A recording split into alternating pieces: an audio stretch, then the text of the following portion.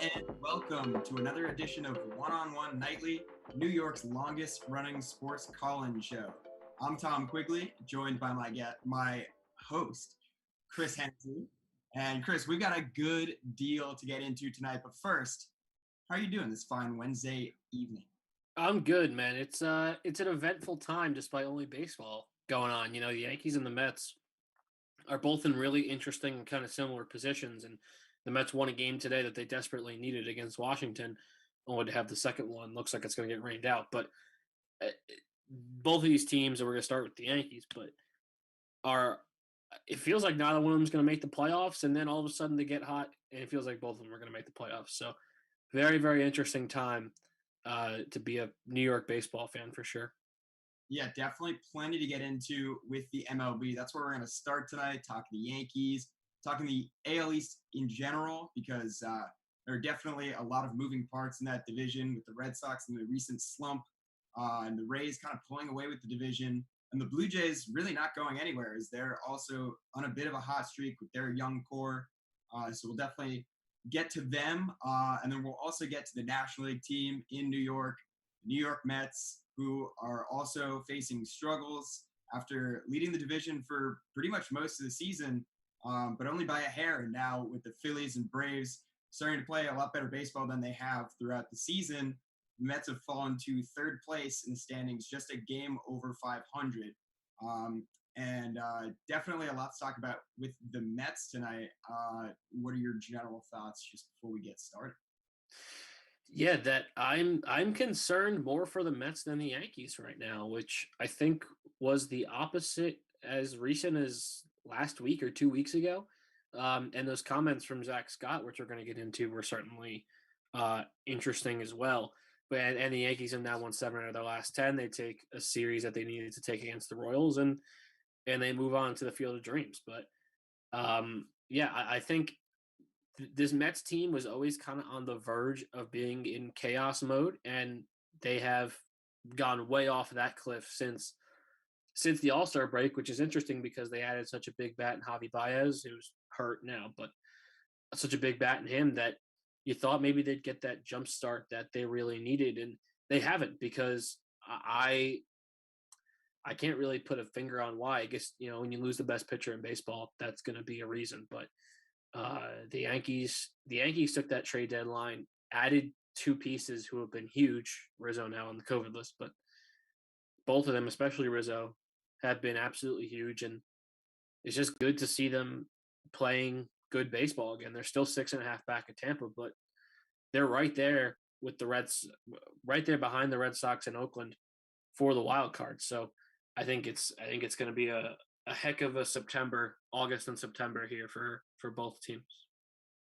Right. And after the break, we're going to talk a little bit about NFL preseason, a few headlines coming out of the NFL, in the early stages of the season. That's with Aaron Rodgers announcing that he's going to be sitting out. Well, he didn't announce it. His coach did, but he will be sitting out the entire preseason. So we'll see a little bit of Jordan Love make his first appearance on a football field in an actual game since he was in college at Utah State.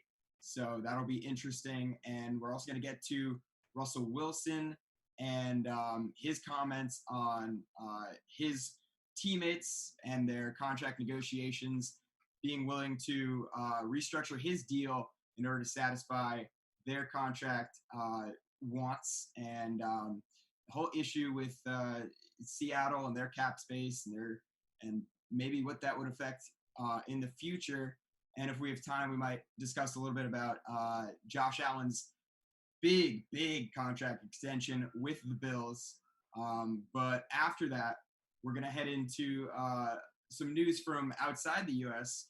world of sports, and that is Lionel Messi announcing officially that he will be leaving FC Barcelona after 21 years with the organization, 17 seasons on the official team. He'll be joining his former teammate Neymar and fellow superstar Kylian Mbappe on Paris Saint-Germain, the elite, biggest team in France, and that is huge news in the soccer world.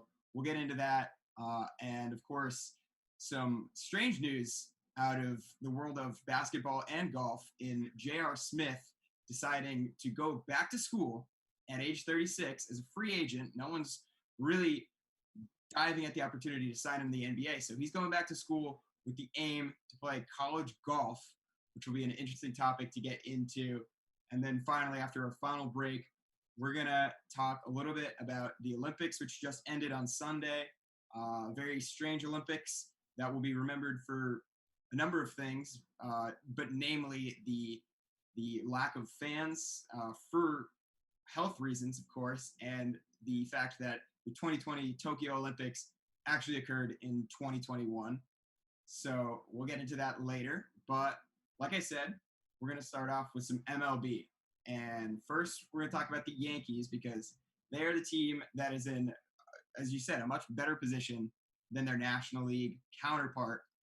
They are playing very good baseball. They just took 2 out of 3 from the Royals, won a game earlier today, won a crazy game Monday night with a number of MLB firsts, and they are completely back in this AL East race in a year that most people kind of dismissed any chance of them making the playoffs when faced against teams like the Red Sox, who were leading the AL East for much of the season. Now the Tampa Bay Rays, who never really let up and now have a very strong 5-game lead, and the Blue Jays, who of course are always in it. But I want to get your thoughts on the Yankees right now.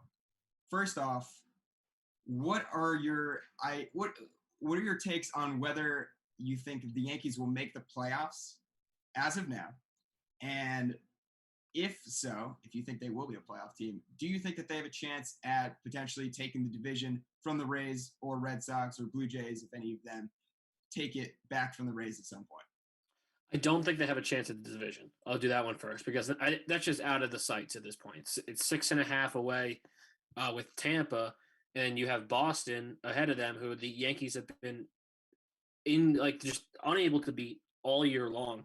And Boston's currently beating Tampa 10-0 in the 4th inning. So, and they have guys on base. So, I mean, they're blowing out Tampa, and they're just a team who we've seen all year is able to get hot. Why that is? Because their roster, still don't think is that fantastic. But I don't know. I never considered the Red Sox a threat this year in the American League East, but certainly they are. It's going to have to be in the wild card, which means you're going to have to beat out Boston and or Oakland. And that starts next week. I mean, it starts right now, right? You got to beat the White Sox this week, and you got to take it one day at a time, yada, yada, yada. But next week you have the Red Sox at home, and I think it's for 4 because I think there's a doubleheader in there. So you need to take 3 of those, and that's where it starts because you haven't been able to beat Boston really all year long. The only one that I can think of off the top of my head, well, they beat them twice in a row. They had that 6-inning game with Garrett Cole, and then the next game they won. But other than that, I mean, it's really been a tough go for the Yankees against Boston, and that's a team that, sure, recently it's been the Rays that have beaten the Yankees, and of course we have the Astros where, you gotta hate them because they're the Astros. But it's really tough to look at the schedule and just see the red L next to the red B every time you look at the Yankees, results from 2021. And that's now the team that's ahead of them. So you got to throw out the fact that they're the Red Sox and beat them this week in your home park. It's actually only 3 games. It's 2 on Tuesday and 1 on Wednesday. So my apologies, but that's where it starts for me because you play Oakland again, and there is some places to beat up on bad teams in the middle of September. They got LA, Baltimore, the Mets, Baltimore again, Cleveland, Texas. But you got 6 games left with Boston. You have to win 5. You have to. Yeah. So in a vacuum, say the Yankees are still playing as poorly as they have throughout the season, very mediocre 500 ball, maybe a little bit over 500 ball, before they went on this hot stretch, resulting, but also coincidentally lined up after the trade deadline. This Red Sox team is just not the same Red Sox team that they have been all season. They're struggling tremendously. 2-8 in their last 10 games. Last night had a terrible loss in the ninth inning when they were tied with the Rays at 4. And then, Matt Barnes, who's their all-star closer throughout the season, has had a terrible August, is a 21 ERA, and goes in there and gives up 4 runs. So obviously it's not the same Red Sox team. So I think the Yankees actually have a very good chance of turning their luck around in this upcoming Red Sox series that they have at home. Like you said, 3 games, doubleheader on a Tuesday, and then 1 more game on a Wednesday. And that's actually going to be really huge now that the Red Sox have fallen, because the Yankees are within a game and a half of the Red Sox now, and they're playing just so much better. Since they acquired Anthony Rizzo, Joey Gallo at the trade deadline, it's just been a completely different vibe around the entire team. Obviously, you've seen how Rizzo in his first 2 games had hit home runs, a tremendous impact from the start. Unfortunately, now he is on the COVID IL list, and that can be a little scary for him, because he did announce earlier this season that he wasn't going to take the vaccine, and he also is a cancer survivor, so it's a bit of a high-risk situation there, so hopefully he's all right. But aside from that, he will be out for the next 2 weeks, so we'll see how that affects the Yankees in their stride that they've really been on in the past week and a half, 2 weeks since the trade deadline. But as you said, they took or as I said earlier, they took 2 or 3 at Kansas City without Rizzo. Cole's still out for the next week and a half, but it doesn't seem like they're really too knocked out by that loss. You saw Luke Voigt came back up to the majors, and he hit a home run in that crazy game on Monday, helped get that win. But I want to drop a few, while we're talking about that game, I want to drop a few stats because these are interesting. So it was a crazy game on Monday. Absolute snoozer until the 7th inning. It was 0-0. But then that's when the run started. Yankees score in the 7th inning, and then the Royals score in the 7th inning. They do that for the next 5 innings in a row. It's the first game in MLB history where both teams scored in the 7th, 8th, 9th, 10th, and 11th inning. And that's just great baseball. That's what the MLB wants. Extremely exciting and tremendous baseball to watch. Kansas City was the first team to erase deficits in 7th, 8th, 9th, and 10th innings. And the Yankees lost Tuesday, but they won today. So they had a great series in Kansas City. That game on Monday is a real character builder. And if you're a Yankees team that, I don't necessarily know that their clubhouse has been, maybe off, or at least like not as gelled as it has in the past with this young core, with how much success they've been able to have in the regular seasons prior to this one. But, a win like that can really fire you up. And when you're on this type of run, it's definitely a boost to a team that is just sniffing that wild card spot. They're only a game and a half out now. And, the Red Sox up 10-0 tonight. It's great news for me. But, I just, the way that the Red Sox have been playing, I don't see that they necessarily turn this around terribly. Now, Chris Sale does make his first start. Yeah, I was going to say, Chris Sale's coming back. You're going to get Schwarber back. Like, their trade deadline hasn't happened yet because Kyle Schwarber's hurt. So I think that is definitely going to be a boost. Chris Sale could be over the hill. I don't think that's like a hot take necessarily, that like Chris Sale might be done. But Kyle Schwarber, am I right, hasn't swung the bat for the Red Sox yet, or is just coming back now? Coming back, yeah. Yeah, so I mean that their trade deadline hasn't happened yet. So as great as Rizzo has been for the Yankees, we don't have a comparison for the Red Sox because Schwarber's hurt. I think that one thing the Yankees have done is beat up on those bad teams. They've taken care of Baltimore for the most part. They did lose a couple bad games to Baltimore. They took care of Texas. They beat up on Miami. They just took 2 out of 3 from Kansas City. So they have done that pretty well. And if they can do that down the stretch against the Baltimores and Texas, like I mentioned, that will help. But you mentioned COVID, man.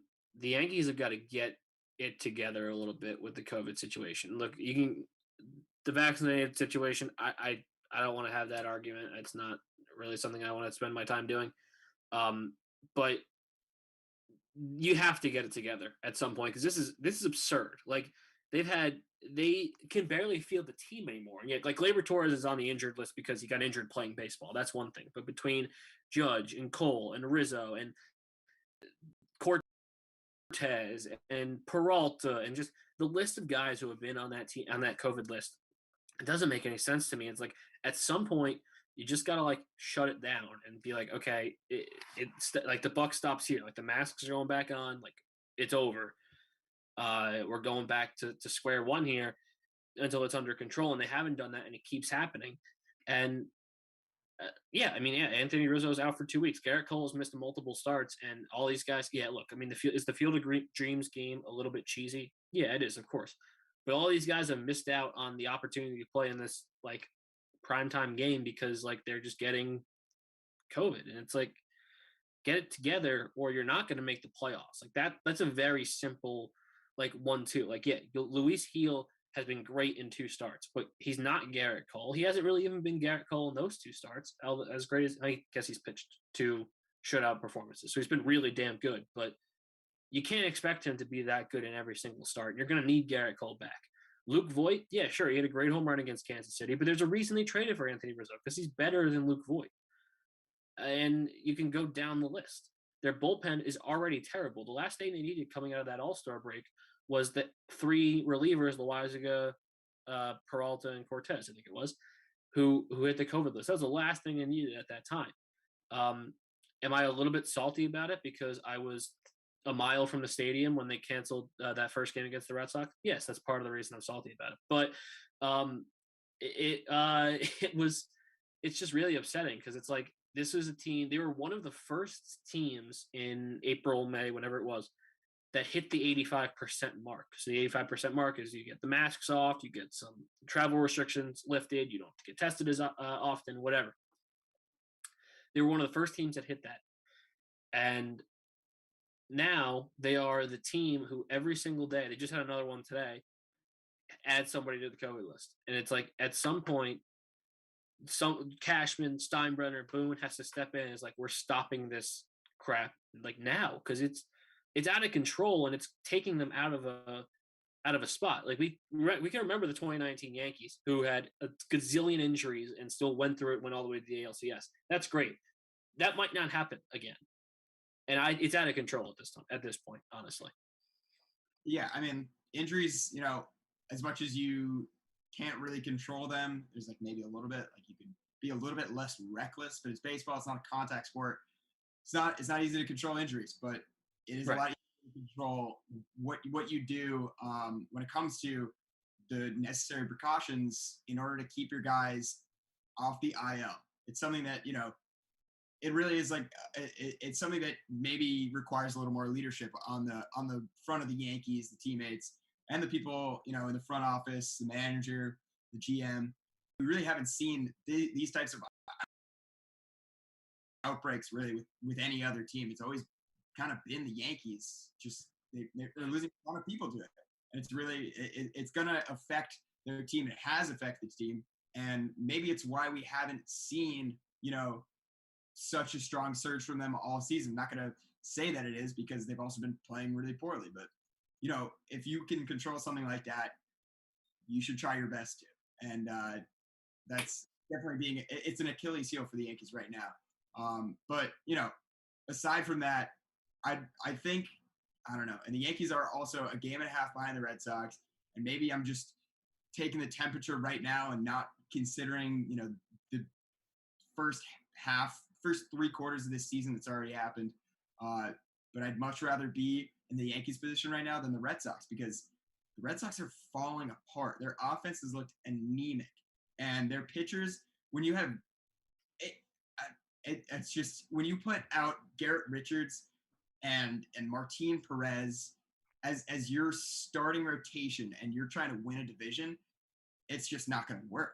It's not going to work. And they did that for the first half of the season, and it did work.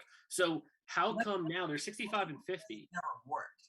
He's not been strong all season. Garrett Richards, as soon as they got rid of the spider tack thing, he forgot how to throw. He had pitches, and you can't have that in the middle of a season. You can't have a pitcher just trying to learn how to throw a curveball in the middle of the season while you're trying to win the pennant. It's just not going to work. And the Red Sox did absolutely nothing aside from getting Kyle Schwarber at the deadline. They got a reliever who's so far not been good at all in Robles, and they didn't get a starting pitcher. And obviously you're getting Chris Sale back, and he's a lot if he's, at least somewhat like he has been in the past, say in 2018. But that's kind of a risk. You don't know if he's going to be 100%. And that's just one guy. You need a rotation of 5 people going down the stretch that can actually win games. And right now I really only have faith in Nathan Eovaldi, who's sometimes struggled. Eduardo Rodriguez is getting a little bit better, but he has had his struggles this season. Nick Pivetta is really the only go-to guy on the Red Sox right now. And even when he's pitching, they're not giving him run support. It's kind of like the Mets with DeGrom. It's really hard to watch sometimes, and recently at least. They're finding terrible ways to lose games, and I'm blaming that completely on Matt Barnes because he has been awful. He's been so bad. So the Red Sox right now, they're up 10-0. They'll probably find a way to make it 10-5 by the time we're done this. So I really have very little faith in my Red Sox right now. So I don't know. I definitely don't think the Yankees are going to push for the division, but I wouldn't be surprised if the Yankees knock the Red Sox out of the second place for the wild card because the A's, haven't really slowed down on a tear, and the Red Sox are going the opposite direction. Yeah, I think that the pitching was never the reason the Red Sox were in it. Like, yeah, Garrett Richards was really good in the first half of the year. Matt Barnes was an all-star. Right? Was an all-star? Or was damn close if he wasn't. It's, Rafael Devers is going to have a 35, 110 hitting 290 season, which is MVP level stuff if you're not up against Shohei Ohtani or Vlad Guerrero Jr., which unfortunately for him he is. And they've had really good seasons from guys who you haven't necessarily seen that from. So I guess, was this a season? Because for me, as a Yankee fan, projecting it out preseason, I looked at it and said the Rays got worse by losing Blake Snell. The Red Sox stink out loud. The Blue Jays are young. This should be our division and a runaway. Obviously, I was wrong. Were you in any way, shape, or form optimistic about this Red Sox team to be sick? I mean, we'll give them the win, 66-50 on August 12th. No, not at all. So I think at some point you have to say, like, okay, well, like Rafael Devers is having a legitimate MVP caliber season, and if the pitching can come back a little bit, maybe they have a chance to push Oakland and host the wild card game, or is it just this is the team I thought they were going to be, and it's a complete free fall from here on? Because honestly, I can see it being both. I can see it like, okay, well, they kind of remembered how to pitch, and yeah, Max Scherzer would have helped at the deadline, but like, all right, they're going to host a wild card game. They get crushed by Oakland, and now they're out of the playoffs. But I could also see it being like, oh, yeah, that's the team that I thought they were in February. They go straight downhill, and they miss the playoffs by 3 games. Well, I mean, the thing is, I don't know. I like to consider last year as a bit of an odd season. It was only 60 games. You don't get certainly yes. MLB team in 60 games. You just don't. So last year, I think, was a bit of a fluke for the Red Sox. Obviously, they were terrible. They were one of the worst teams in the MLB. And all of the All-Stars that won them a World Series in 2018 had terrible seasons. JD Martinez was nowhere to be found. Rafael Devers had an off season. It's just it was a very bad season, but it was a very short season. It was almost not necessarily a full season. If you go back to just 3 years ago, they won a World Series with largely this core plus all of the outfielders that they've now traded away. But they've replaced them with Alex Verdugo, who has been arguably the same or better offensively as Mookie Betts since he joined the Red Sox, and Mookie joined the Dodgers. And, you have plenty of bats in this lineup that can hit. JD Martinez is having a bounce back year. I think that I was a little bit too focused on how terrible they were in 2020. And I let that just completely block my mind from thinking that they'd have a good season. And then they also started out the season getting swept by the Orioles, worst team in baseball. So that didn't help. And but at this point, I feel like I've rationalized that the Red Sox are a good team, that they have, they have basically a very similar team to what they had, the winning formula in 2018. And at this point, now that they're, have lost 8 of their last 10, and they've had something like 4-12 record. I don't know.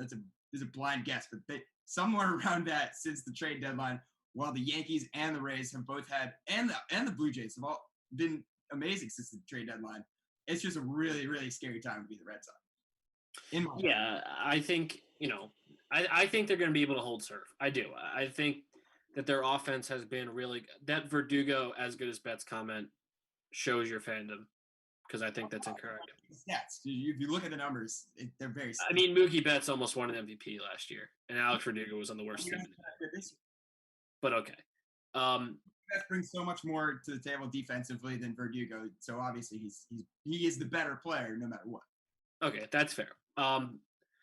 Yeah, I think they're going to be able to hold serve just because their offense can just light this team on fire at pretty much any point, right? That especially Devers and Verdugo and Martinez can just absolutely light this team on fire, and their pitching is not going to matter. But I think that's the only way that it's going to happen. Like their pitching could get a little bit better. Honestly, it can't get worse. They have no starting pitchers with an ERA under 4, but I do think that their offense is the way to go if they're going to make the playoffs. But I hope they don't. So sorry, but yes, we definitely disagree on that last point. But we're gonna head to a break now, and afterward we'll talk a little bit of Mets. But until then, this is One-on-One Night.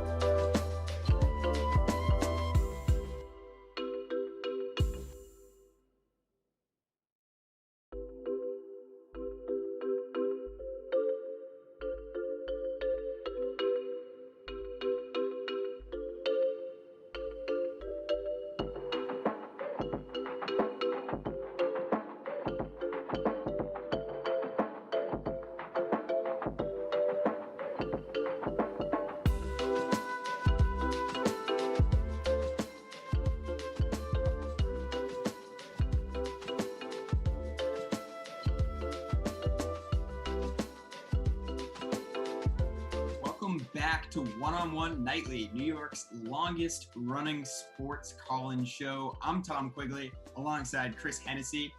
And now we're going to move our focus over to the other team in town, the New York Mets. And they are kind of having a turn of fates. There's been a bit of a turn of fates with New York baseball. The Yankees struggling all season. Everybody's hating on them, while the Mets under new ownership, Steve Cohen, finally have a winning season. They're in first place all season, if just by a hair, above the Braves and the Phillies.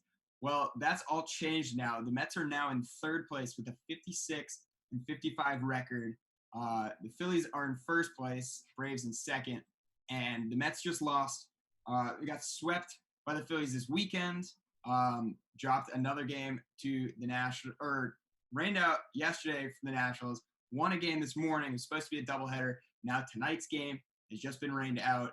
So the Mets finally get their first win in a long slide of winless baseball. But Chris, what do you think this recent dip in the Mets performance is in regards to their entire season? Do you think it's just a bit of a slip up, a little dog days of August type slowdown for their team, or do you think this is just the symptoms of a bigger disease that's just rotted throughout this team for the entire season? I think it's a little bit of both. I think, the dog days of August slip up, right? That's something we see with every team. We just talked about the Red Sox at length, and the Red Sox are going through it right now. The difference between those two teams, is the Red Sox gave themselves a heck of a cushion, especially over the Yankees, to give them that room to go 2-8 or whatever it's going to be, whatever the 2-8 in the last 10, and they're able to bounce back, and we're able to talk about, hey, maybe they can still make the playoffs. With the Mets, they've been just mediocre the entire season, and now they've fallen off this cliff. And they never gave themselves the cushion over a bad Phillies team or a bad Braves team when they really had the opportunity to, right? I mean, the Mets have been playing against the Marlins are terrible, right? And then the Phillies have been bad, and the Braves have been bad. They lost 4 out of 6 to the Pirates around the All-Star break.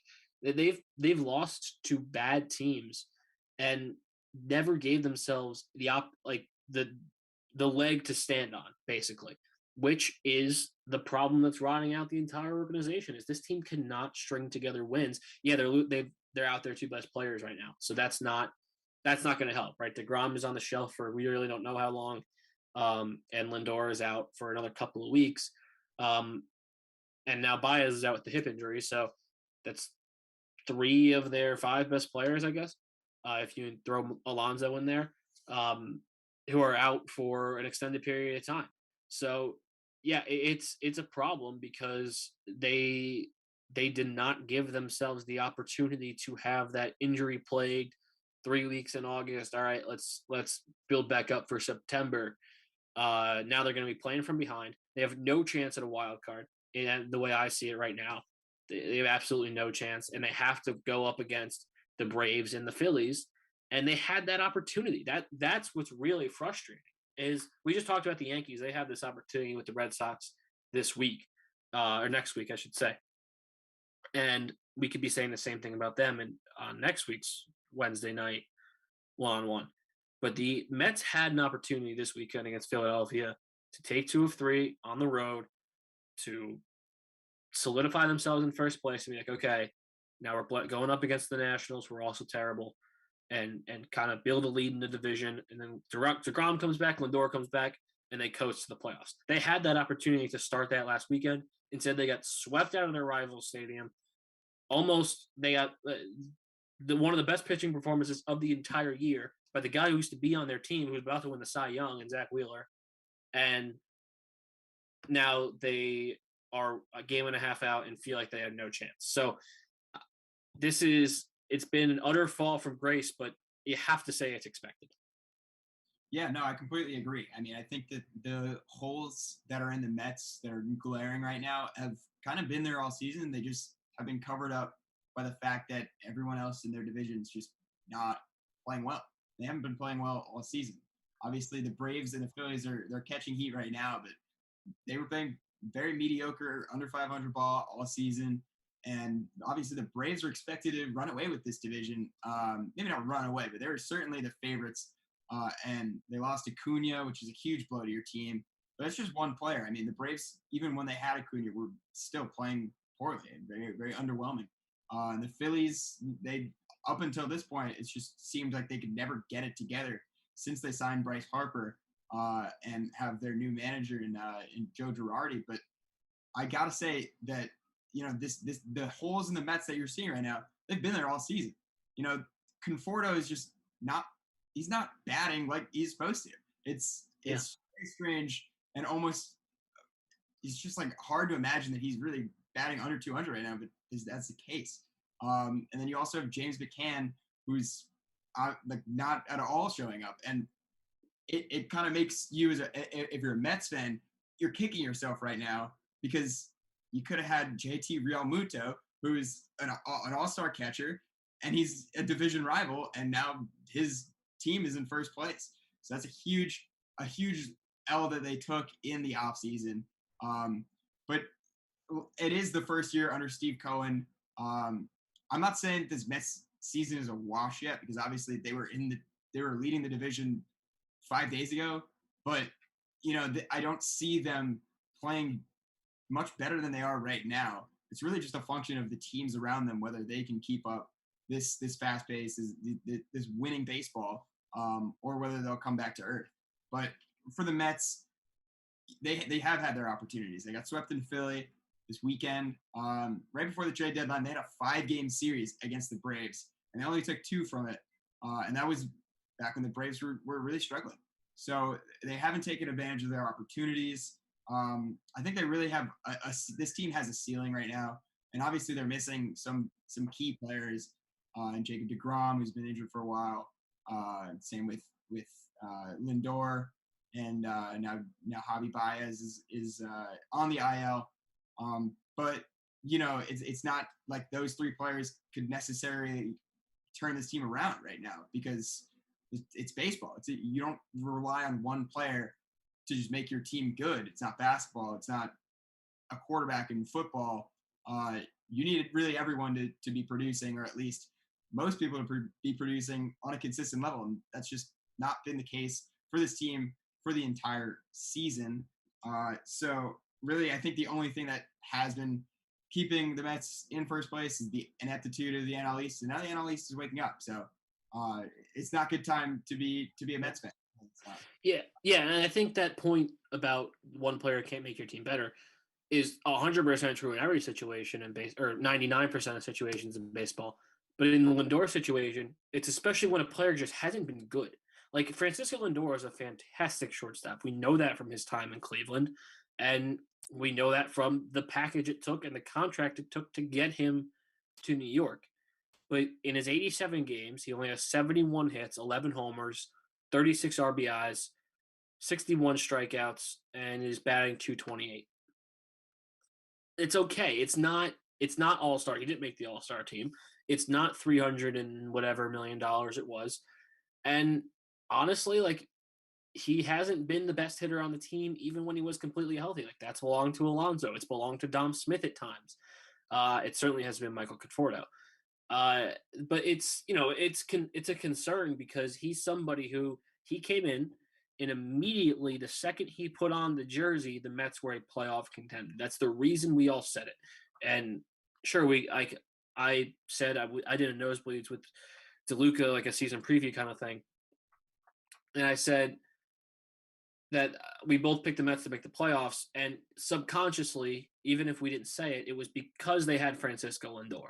Like, the rest of the team was exactly the same. Yeah, maybe Alonso was going to take a step up. Maybe deGrom was going to take a step up, even if that's possible, and he did. But it was because Francisco Lindor got there. When he's been healthy, he's been pretty terrible. So that's why this team isn't a playoff team, and it's hard to put it on one player, but it's kind of true, right? That was the biggest positional upgrade, the biggest move this franchise has made outside of, like, the draft, in how many years? And it's been a complete bust this year. And that doesn't mean that it's going to be a complete bust when you look back on it at the end of the contract, but it has been. And now you have to hope that he comes back healthy and powers this team through September. This season is going to end on the couch watching the playoffs instead of in the playoffs, which is where you kind of needed to be when you spent that much money on a player. All right. Well, first of all, I have to apologize to Michael Conforto. He's actually hitting .201. So don't want to just disparage him for no reason. No, actually, he's been playing terribly, and That's another guy that has just not been playing up to his name because, in seasons past, he's been putting up numbers. He hit 322 last year. Obviously, it was a 60-game season, but he had a great year last year. Dom Smith had a great year. Neither have really been much of a factor this year. And that's had a huge effect on their offense, which has been one of their worst offenses of all time. And this is the Mets we're talking about. This isn't the Yankees. This is the Mets. They're consistently the losers in New York. And I like the Mets. Like, I like to root for them because I like to root against the Yankees. But it's tough when you're relying on an offense that is just historically bad. And they were kind of just like resting on the laurels of their pitching throughout most of the first half of the season. DeGrom was amazing. He was going to win the Cy Young far and away. He was probably going to win the MVP. Then he gets injured. And, that's a huge loss for them. And Taijuan Walker also was pitching tremendously this season, and he's really fallen off recently. So, I don't know. Everything's kind of falling off the wheels for the Mets, but the Band-Aids are coming off, and now you're seeing all these wounds that have been there the whole time. So, I don't know. It's not – the Mets season's not over. It's far from over.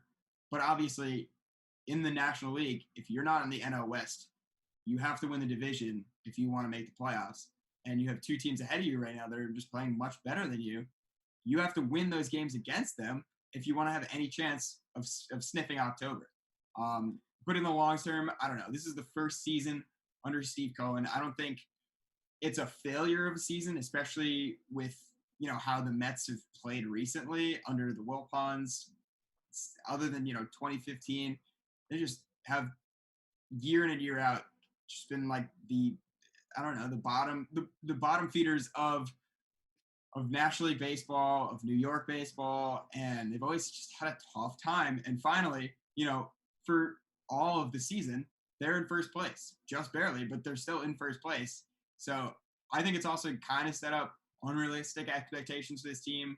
I think a lot of people entered the season saying, all right, Steve Cohen's the manager or the owner now. He's going to spend big. We're going to get free agents to come here. That happened. You got Francisco Lindor, shortstop, and you traded for Javier Baez, which is another thing that they probably wouldn't have done in past seasons. But it is the first year. So I think, we have to wait a little bit. It's unrealistic to expect that this team at any point in the season was going to win the World Series. They still have a chance to make the playoffs, but it is their first year. I think this team has the young talent. They have the people finally in ownership that are willing to do what the team needs to actually win, because they know that they're going to fill up the seats because it's a New York team and they're big, but they're actually focused on winning, unlike the previous ownership.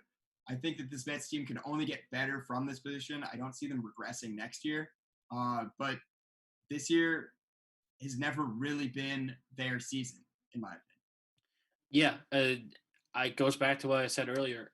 It didn't have to be this way, right? It didn't have to be, well, you kind of got to win out against the NL East teams to make it, because they've lost to so many bad teams, including the other NL East teams, and they really could have run away with it. And it's unfortunate because I think that Steve Cohen and Zach Scott and Sandy Alderson have made a few really good moves, including Lindor, including Baez. They've bolstered the bullpen a little bit to make this team better, and they just cannot win the games they need to win. They lost, as I mentioned, like the Pirates and the Nationals and the Marlins. They've lost these games, and it's like, if you just take like 5 of those and switch them from losses to wins, it's a completely different season. And you can do that with every single team and every single season, even if they come in first place. Even like the 2018 Red Sox, you could say they won 108 games. Yeah, well, if 2 of them went differently, they won 110. Great, whatever. You could do that with every single team. I understand that. But I think it's really pertinent with this Mets team because they lost to the freaking Pirates, man. Like, they're really bad. And they've lost that 5-game series to the Braves. That was another one. Whereas, like, the Braves had just lost Acuna. They really hadn't recovered from that yet. They had 5 games at Citi Field because one of them was a doubleheader, and they lost 3 of them.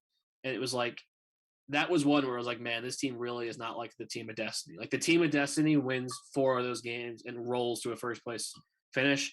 And this is a team that's going to have to grind it out with a sub-90, maybe like maybe a 90-win season, although that's even starting to look very, very unlikely. Um, to get into the playoffs and hopefully win the division because as you said, they have a 0% chance of catching the Padres. And I'm you guys can clip that. Wolves, I'm sure will take that and hold it into the freezing cold takes folder. They have no chance of catching the Padres. Not a chance. I'm gonna say that you're completely right there. But for the silver lining for the Mets fans out there, you have Francisco Lindor coming back. You're gonna have Javier Baez come back soon. And DeGrom, we're not really sure yet. Maybe if they continue down this slide, maybe they'll try to rest him going into next season. But if they start winning some games back, and you got DeGrom back, and who knows, maybe you get Syndergaard back. So I don't know. The reserves might be coming back for the Mets. Maybe they can turn this real bad stretch that they're on 2-8 in the last. I guess maybe not 3-7, depending on the win today on their last 10 games. But it's a little bit of doom and gloom in Queens right now, whereas there's a little bit of sunshine pouring through the clouds in the Bronx. But that'll do it for our MLB talk. After this, we're going to talk a little NFL preseason. But first, we're going to head to a break.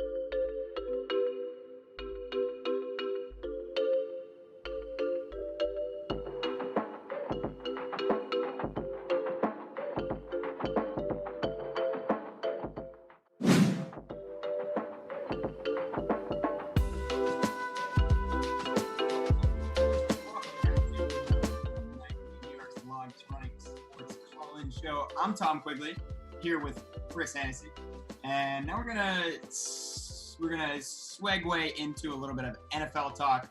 I know it's August, it's very early, but there's preseason headlines, so we're gonna dive into them. Number one, Aaron Rodgers is back in the news because Coach Matt LaFleur announced Tuesday that Aaron Rodgers would likely sit out the entire preseason. Now, this probably does not have to do with any of this offseason drama, the back and forth between the Green Bay Packers and Aaron Rodgers, which he was very candid about in his first press conference after joining the team at training camp. But this has been a trend for Aaron Rodgers in the past. Obviously, there was no preseason last year, but the previous season, I'm pretty sure only had 1 or 2 series that he actually played in the preseason. And since 2015, he hasn't played more than 3 series in a preseason game, or in a preseason, entire preseason. So it's not terribly out of the ordinary, but of course, there's a little bit more attention to it because of the disputes, the underground battle that we kind of witnessed in the offseason between Aaron Rodgers and the front office in Green Bay. But we finally get to see Jordan Love play for the first time in an actual game since he played in the Senior Bowl in January 2020 when he was a member of Utah State's football team. So we're going to finally see Jordan Love, who's supposedly, I guess, Aaron Rodgers' successor, supposedly, once he maybe finishes this season that he's agreed to play one more of with the Green Bay Packers. But I want to get your take on this, Chris. Do you think there's anything more to this story of Aaron Rodgers sitting out the preseason than simply that he's a veteran quarterback and he's done this before? No, I don't think it is at all, but I think it's interesting for all of us because of the Jordan Love aspect. If this guy can't play, we are in for one of the most interesting soap operas I can remember in sports, where for this entire year, Aaron Rodgers, right? If this guy, I don't want Jordan Love to bomb, obviously. I have nothing against him. But if Jordan Love just bombs out in these preseason games and Rodgers comes out, maybe he doesn't win another MVP, but he leads the Packers to the playoffs, NFC Championship, Super Bowl, whatever. He's Aaron Rodgers. Then I think that Green Bay has a fascinating situation. If he's really, really good and he continues to get better and he learns the LaFleur offense and they think he can succeed, as far as I'm concerned, yeah, Aaron Rodgers is an MVP quarterback. There's no doubt. See ya. He's 22, 23. How old is he? And Aaron Rodgers is in his late 30s. And he didn't get picked to be the Jeopardy host. So I guess that's kind of off the table now. But I wouldn't hate to see that if I'm Green Bay, where it's all right, kind of the Brett Favre thing, honestly. You want to go play for the Jets? Sure. Good riddance. See you later. We got this kid in the wings who's going to win us multiple Super Bowls. Aaron Rodgers has only won them one, but that's what they thought at the time. I could see that happening again. And that's kind of less dramatic than if this kid stinks and Green Bay is trying desperately to hold on to the back of Aaron Rodgers' shirt as he walks out to wherever he ends up. Maybe it's Vegas, maybe it's Denver next year. I think it's nothing. It's a complete dud of a story, but it could be fun fun for us if it goes poorly. But everything we've heard is that it's not, and this kid is really good. So it's gonna be interesting to watch for sure.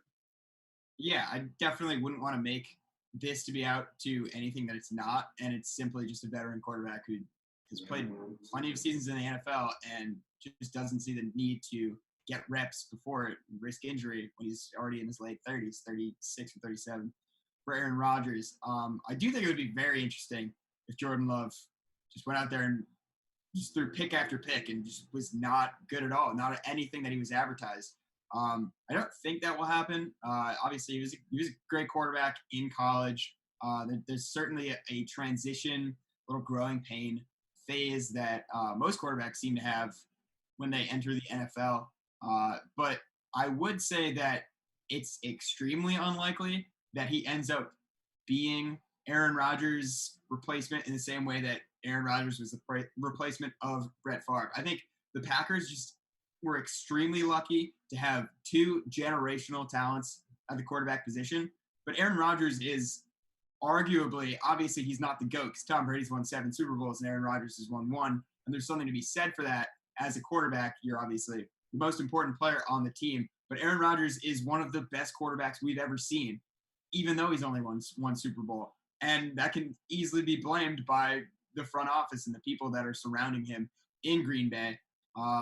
So I don't know. It's really tough if you're in the position of the Packers to move on from Aaron Rodgers because of how amazing he is. He was an MVP last year. If it weren't for a few plays that went the Bucs' way in the NFC Championship, he easily could have been in the Super Bowl this year with a team that he personally thought wasn't really probably good enough to get him there. The Packers haven't drafted a skill player other than a quarterback in the first round of the draft since God knows when. But out of all that, they got Adams and Jones. So in the three most important positions on offense, he has an all-pro. Left tackle, David Bakhtiari, number one wide receiver, Davante Adams, and number one running back, Aaron Jones. He has an all-pro, not good guy who they found off the street. All-pro at all three of those positions. Has he made, Richard Rodgers into a better tight end than he probably is? Yes, of course he has. He's made a lot of players a lot of money that maybe in other positions they wouldn't deserve. Cough, cough, Jordy Nelson. But that's fine, and that's all great, and that's his job. That's what he does. But he has three all-pros who, if they went into other places, would be all-pros, especially Bakhtiari. He doesn't have anything to do with Aaron Rodgers. And he still complains about the offensive personnel. That, to me, is complete garbage. Complete garbage. Davante Adams is the second, maybe third best wide receiver on a good day, the best wide receiver in all of football. And he gets to throw to him. Yeah, he doesn't have a great number two. That's completely fair. But who does, really? Who has a great number two? Not that many teams. And honestly, if Aaron Rodgers has a pulse in the second half of the 2020 AFC Championship game against San Francisco, they probably go to the NFC Champion. They probably win the NFC Championship game. And it's probably on their defense that they didn't win the NFC Championship this past year. I won't put that one on Rodgers, but he was god awful in that San Francisco game. And yeah, they've gone to back-to-back NFC championships and laid down and died. And all of a sudden, that's the general manager's fault because there's no good second wide receiver. That, to me, honestly, is garbage. I think it's just this is a team on the doorstep who, with a couple good players on defense, they can make it to the Super Bowl, no questions asked. I'm not necessarily sure they added those players on defense, and all their guys who are already kind of old got older.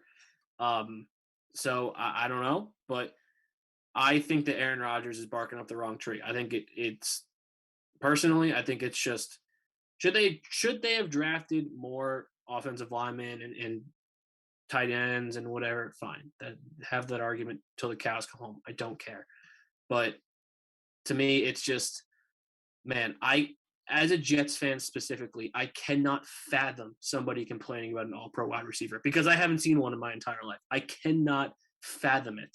It's unbelievable to me. There's been one good wide receiver season on the Jets in my lifetime. It was Brandon Marshall and Eric Decker matching 1,000-yard seasons, and they didn't even make the playoffs. So having an all-pro wide receiver, going to the NFC Championship game, and then 2 years in a row, and then complaining that you don't have wide receivers is mind-baffling to me. I cannot comprehend it. And I that's the part of the Aaron Rodgers situation I just don't understand. It's you can't then just go and get more money on the contract. That completely defeats the purpose. I don't know. Obviously, we've seen Davante Adams is a terrific talent. He's an all-pro talent.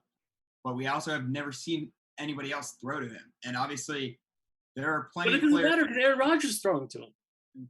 That certainly shouldn't have been as good as they are, but they were because they had a terrific quarterback. Now, I'm not saying that Davante Adams would be any worse.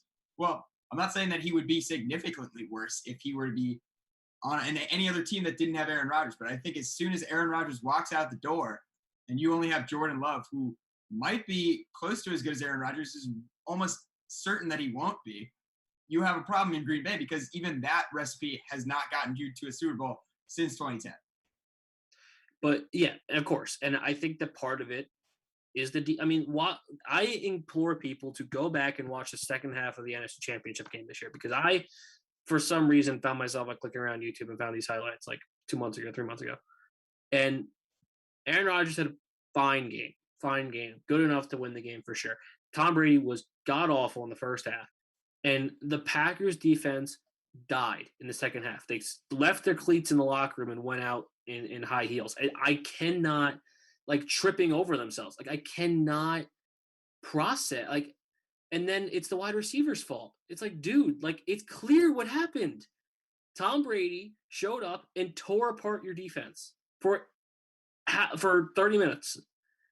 And it's the GM's fault that there's not a good enough offense. I don't understand.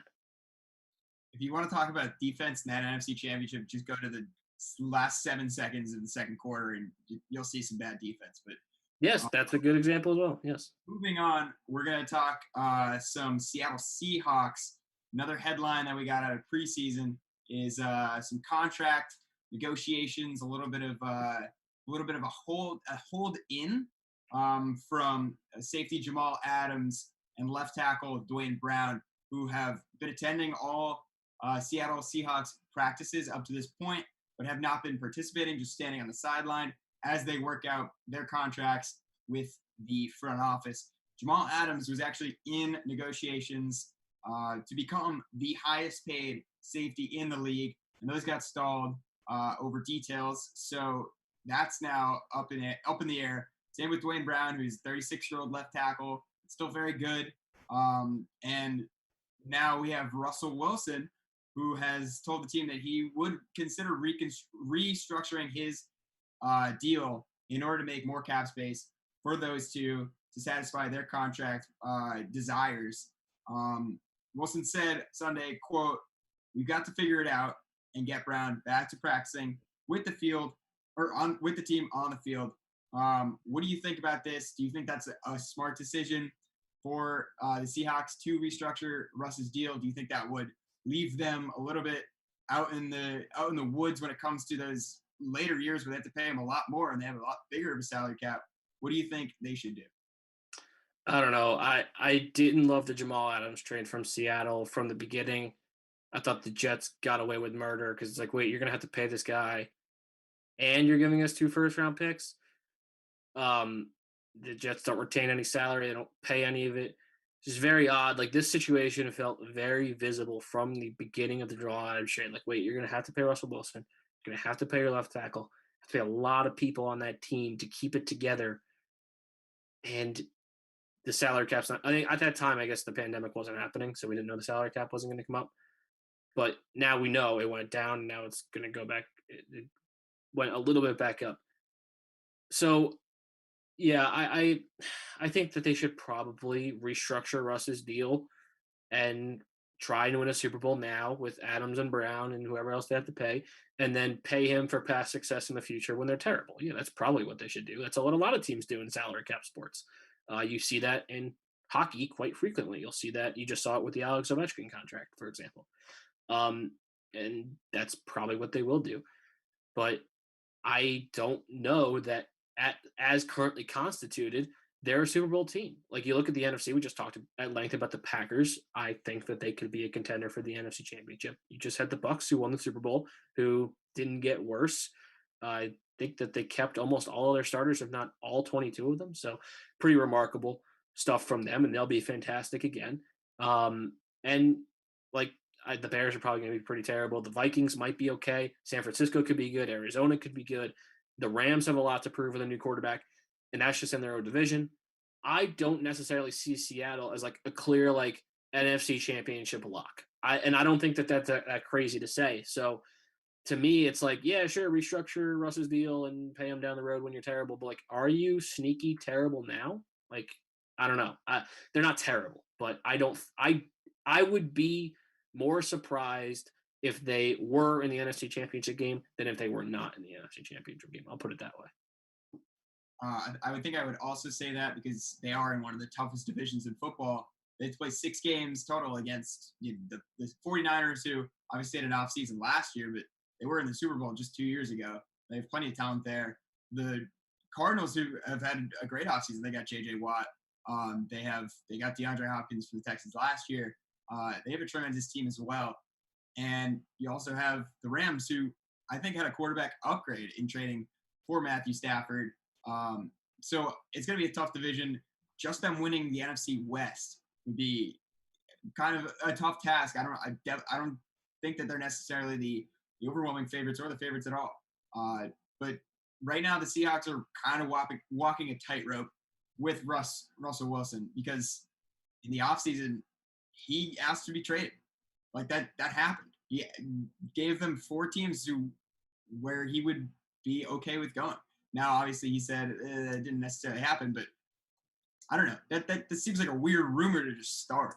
So obviously, he wants to have the players around him that he wants, and with the way that pro sports are trending, at least in the NFL and the NBA, individual players, superstars like Russ, who's been probably the most consistent quarterback over the past 10 years, they have a lot of power, and they can basically say, all right, you have to sign the guys I want, or I'll just leave. And you'll have to do it because what else are you going to do? So they have to weigh a few things here, but obviously they are jeopardizing their future if they push all this money that they have to pay Russ to years down the road, where one, he might be, say, aged out a little bit and he might not be the same player that he is now. And two, you just can't get enough people around him. If you already have cap worries right now with a team that is not necessarily a championship caliber team, what are you going to have when 3 years down the line you have to pay Russ over $40 million a year? You're not going to be able to build a strong team around him. It's a tough situation for the Seahawks to be in. So I'm not really sure what they should do. Should they risk it for a 36-year-old left tackle and a Jamal Adams who didn't really necessarily have a great year last year in comparison to the years previous? I think that the Seahawks should definitely consider what Russ says and weigh that with the actual rationality of not selling out right now and jeopardizing your team's future. So I don't even necessarily know what they should do. But And I think that there's examples from, and we're going to see another example with the Packers next year too, but there's examples from other sports, right? Are you going to go like the way that the NBA teams seem to go, where Anthony Davis gets traded for a bunch of prospects and picks, and James Harden as well, and you can go down the list of players, and Russell Westbrook just got traded for picks and prospects and all that, and you can go down the list of NBA players. That list is a mile long. You're seeing in the NHL now where it's kind of the opposite, where Jack Eichel of the Buffalo Sabres, he isn't being allowed to have this surgery on a I'll keep it short. Nobody cares about hockey. I know. Having surgery on this neck disc. The Sabres are not allowing it. How that's legal, I do not know. Still working that one out. And the Sabres aren't trading him. Like he kind of needs to be traded soon because the new team has allowed him to get the surgery, yada, yada, yada. Whole thing. They're not trading him. And they're saying he can report to camp if he wants, but he's not allowed to get the surgery.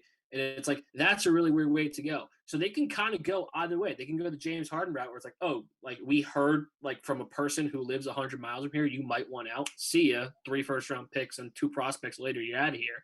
Or they can go the Sabres route where it's like, no, you're going to stay and you're going to play for us because you're our franchise player. Which one is better? Honestly, I think the one where you just ship him out of town is better. You recoup a lot of stuff. It's what the Jets did with Jamal Adams to Seattle. They could recoup all of that plus more because it's a quarterback. Draft a guy in the first round, develop him from the start, and then they clear up all this salary cap. I think I like Russell Wilson a lot. I like watching him play. I think the Seattle's a fun team before the Jamal Adams trade. That kind of whatever. I think Seattle's a fun team. And I've always liked that marriage of Pete Carroll. I thought that was a really interesting kind of dynamic.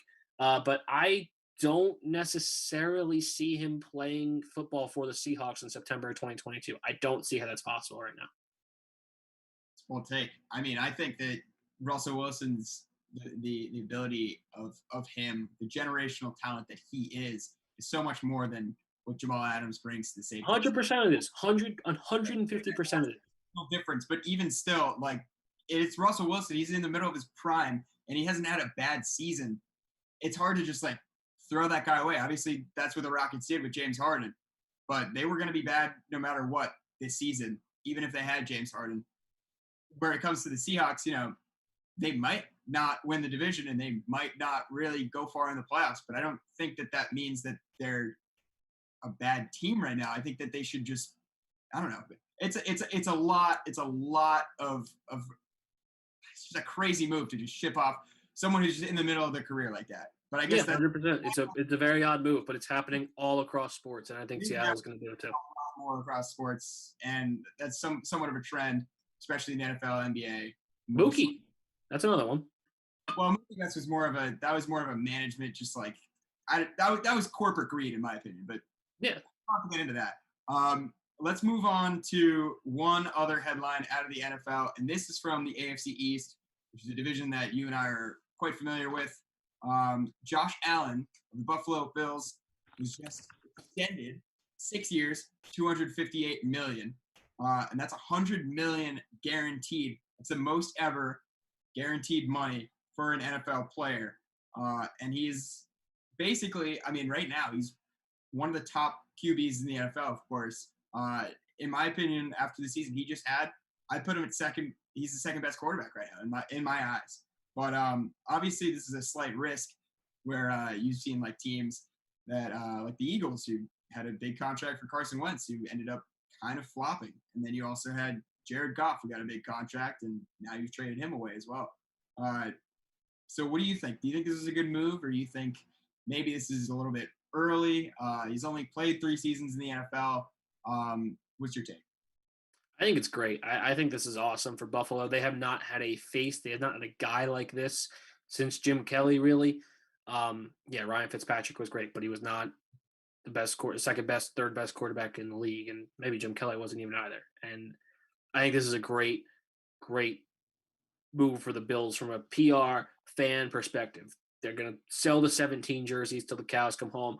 And I think it's awesome. And as a Jets fan, that is kind of the face, the idea that I yearn for, honestly. I've only ever had the first 3 years where it's like, man, I hope that Sam Darnold's good. I hope that Mark Sanchez is good. Fill in the blank with every player they've ever drafted. But to get to the point where you're signing him to the biggest guaranteed contract in league history is awesome for the Bills, especially in a situation they're in now. And yeah, we don't have to get into like New York State politics. Certainly, there's a lot of other people doing that, but they want a new stadium really badly. They want new taxpayer money to do that. And now ex-governor would not allow that. And now they're hoping that the new governor will, and yada, yada. There's a whole lot of stuff going on in Buffalo. And now they have a guy who's kind of the face. And is that going to impact politics? No, it's probably not. But it's going to impact the fans really wanting them to stay, right? Like, even like from personal experience, like the Islanders were threatening to leave New York in 2011, 12, 13, and they were god awful, but they had John Tavares, who was just like up and coming superstar. I was like, wow, he's going to be like the face of our franchise forever. I want them to stay to see him get good. And the Bills are already in the AFC Championship game. So I think that the only way to go from here is up for Buffalo. This is awesome for their franchise. And yeah, of course I'm jealous part of it as well. I'm jealous that the Jets took Sam Darnold, but oh well, what are you going to do? Yeah, I can't lie. I'm a little bit jealous as well because my franchise quarterback left as well. But after 6 Super Bowls, show your trap. I should definitely count my blessings a little bit there. When it comes to this contract, I think, I don't know. It's obviously a huge contract, and it's so much guaranteed money. And it's football, it's contact sport, and your career could just end in a blink of an eye. Obviously, that's pretty rare. But there are injuries. Injuries happen. So it can be scary giving away so much money to a player who, is so young. But I don't really see Josh Allen regressing much in the seasons to come. Past 2 seasons, he's been one of the best quarterbacks in the league. Last season, he was arguably the best quarterback other than Pat Mahomes. So obviously you have a huge talent. You don't want to let him go. And there's a very small chance that he really regresses in any of the amazing facets he brings to the game. He's just a huge dude. He bowls over the defense if he's not throwing. He's got a great arm as well. So right now you have a terrific offense. If you're the Bills, you just made it to the AFC Championship. It's your first time in a long time, so you can't be too mad that you didn't come home or you didn't make it to a Super Bowl because Josh Allen is very young. You got a decently young team around you. I think the Bills are set up to be an AFC East contender and really hold the keys to the division, at least for the foreseeable future. And what I like most about this contract is the length. 6 years. It's a decent length. And right now in the NFL, contracts are just getting bigger and bigger. And I don't know if that's necessarily going to continue in the way that it has. There has to be some sort of ceiling, right? With the popularity of the NFL, it's obviously at its all-time high. and the TV contracts are extremely lucrative. Teams have a ton of money to give away, but who knows? Maybe in 5 years, it'll cost twice as much, maybe not twice as much, but like 1.5 times as much to sign a quarterback of Josh Allen's caliber for a 6-year contract. So the fact that they have him under contract for so long is really kind of a benefit in my eyes, in the same way that the Chiefs having Pat Mahomes under contract for 10 years is an extreme benefit because they have their guy for 10 years. They don't have to worry about a quarterback for a decade. So I think it's a great contract. It's a lot of money. I don't think I would have waxed politically in the same way about Carson Wentz or Jared Goff in the past. So I don't think you have to worry too much about a similar situation like that happening. But Josh Allen seems to be in Buffalo. He's very bought in. Everybody loves him there. And as much as I kind of hate seeing the Bills succeed because I'm a Patriots fan, it is cool to see the Buffalo Bills Mafia back better than ever right now, breaking tables. Maybe they'll get back to losing some Super Bowls soon. But that'll do it for our NFL segment. We're going to head to a break, but afterwards, we're going to talk a little bit about some international sports in the big news of Lionel Messi leaving FC Barcelona. First, we're going to head to a break.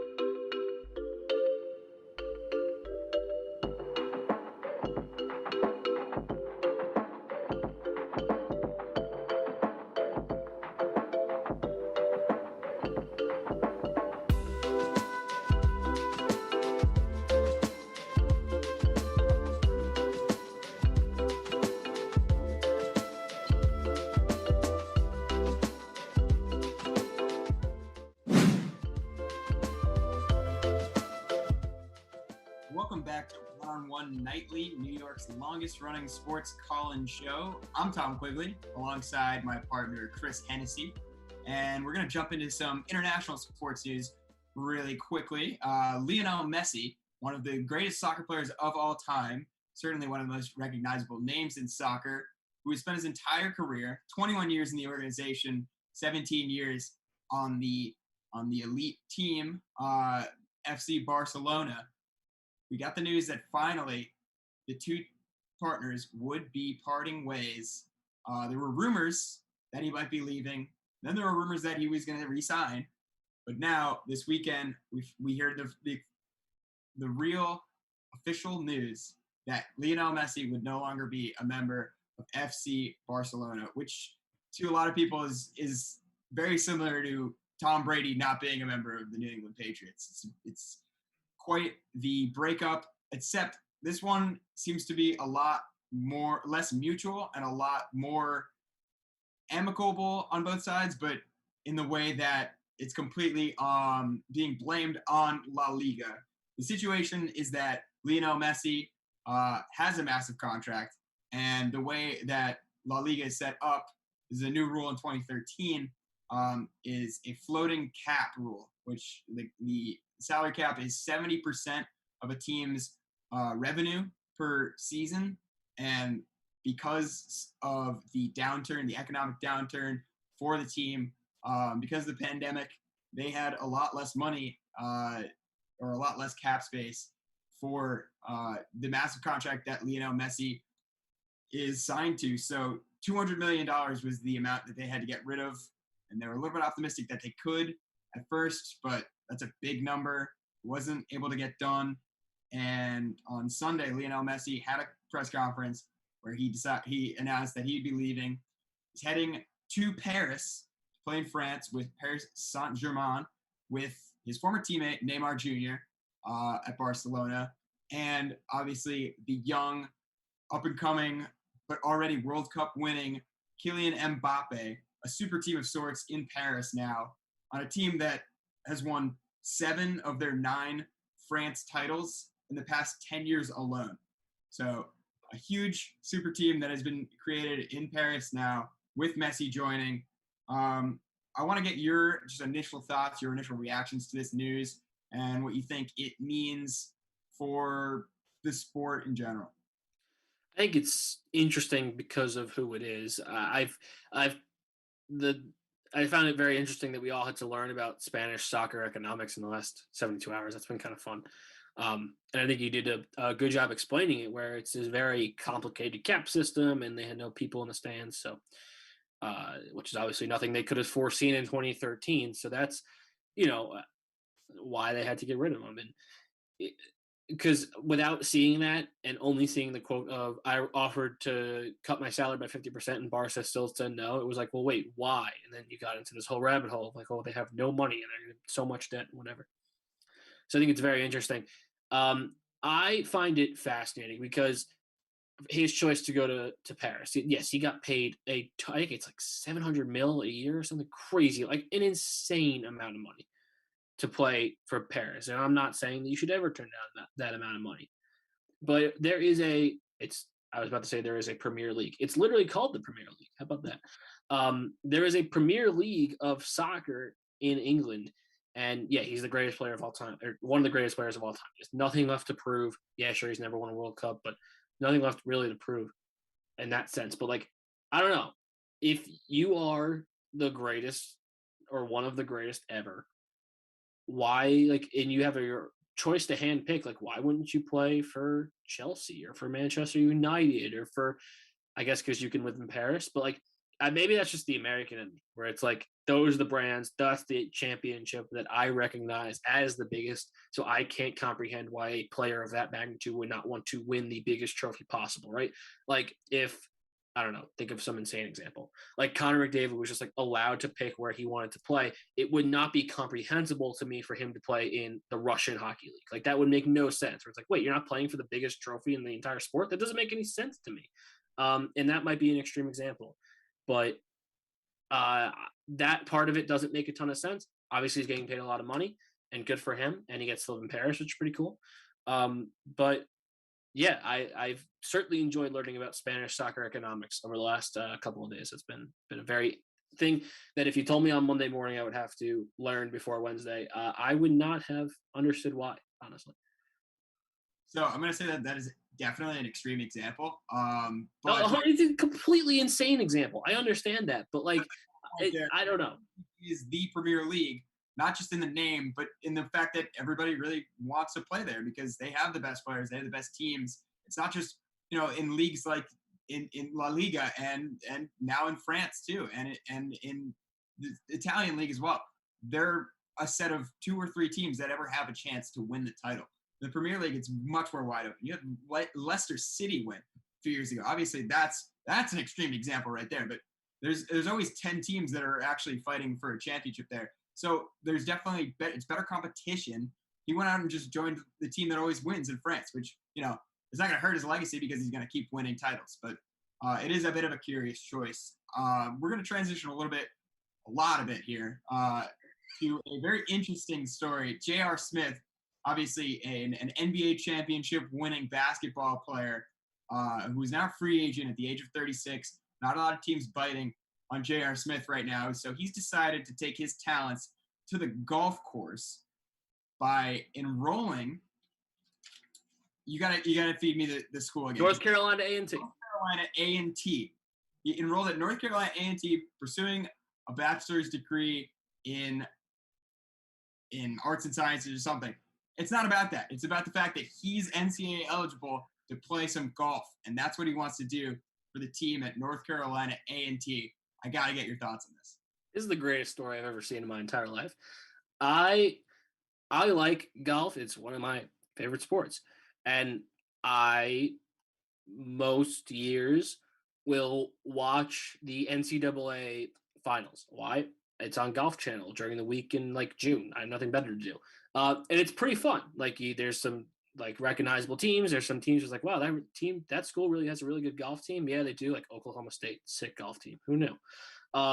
This will get me to watch college golf like more than I could ever explain. Like this is the greatest thing that has ever happened. This is a guy who is a complete lunatic.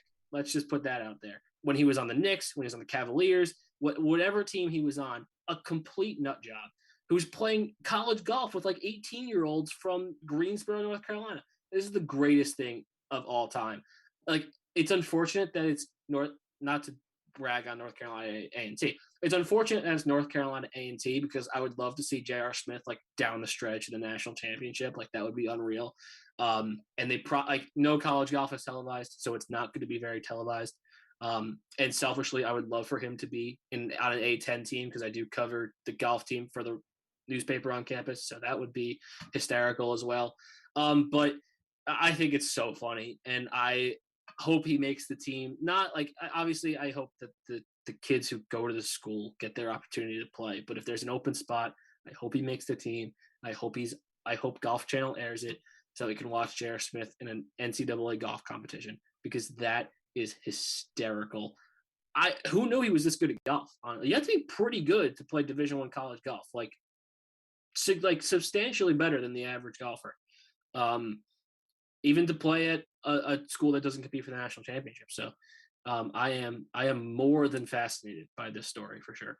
Yeah, it's hard not to be. I mean, J.R. Smith is an absolute character.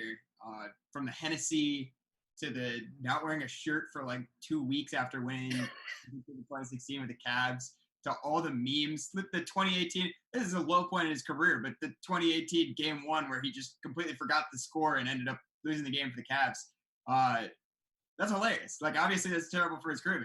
It resulted in the best internet memes. Twitter was terrific for like 2 weeks after that. So, obviously, it's a great story. I don't know if it'll necessarily crack any TV ever at North Carolina A&T.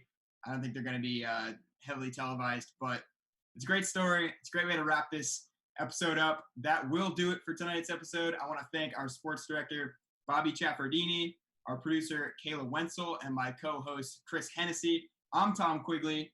This has been One-on-One Nightly. Make sure to check out our YouTube channel for clips from tonight's episode, as well as other episodes.